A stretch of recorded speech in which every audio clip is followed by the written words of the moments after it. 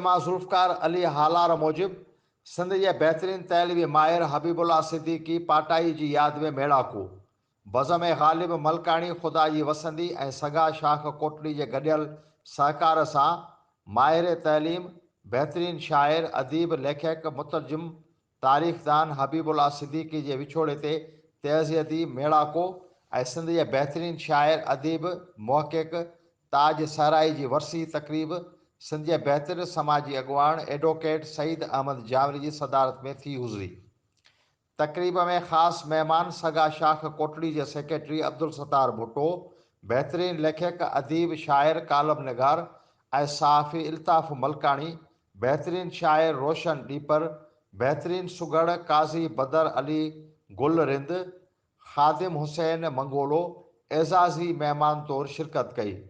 तक़रीब जी शुरूआति ओस्मान पंवर हमदे बारी ताला सां कई।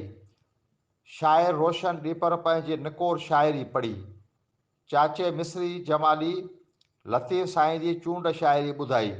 सुगड़ काज़ी बदर सुगड़ मोहम्मद सलेमान जुणेजो सुगड़ अली गुल रिंद ॾोर बेत ॿुधाया। स्कॉलर इल्ताफ़ मलकाणी चयो त हबीबुल्ला सिद्दीकी साहिब जो विछोड़ो वॾो ख़ाल आहे। पाण बहितरीन क़ाबिल मुदबिर इंसान, बहितरीन शाइर, सचो ऐं खड़ो खाओड़ी इंसान हो जंहिं सॼी ज़िंदगी जदोजहद जारी रखी। संदसि इल्मु अदब लाइ कयल बेमिसाल ख़िज़मतूं आहिनि।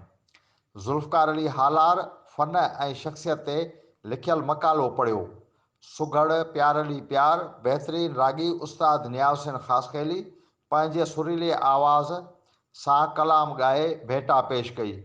शेर मोहम्मद जमाली, चाचो मिस्री जमाली, अब्दुल हमीद जमाली, सैयद इरशाद अली शाह, मुज़फ़र अली चांडियो, कादिर सिंधी, लोंग मला, मोहम्मद रमज़ान लाहूती, बशीर जोयो ऐं ॿियनि केतिरनि ई शाइरनि ऐं अदीबनि शिरकत कई। तक़रीब खे एडवोकेट सईद अहमद जावरी सदारती ख़िताब कंदे चयो त साईं हबीबुल्ला सिद्दीकी सिंध धरती ऐं शाह अब्दुल लतीफ़ भेटाई जो पारखू आशिक़ ऐं सिंध जे बहितरीन माहिर तैलीम मुदबिर शाइर सचो इंसान हो। अहिड़ा इंसान सदियुनि में पैदा थींदा आहिनि।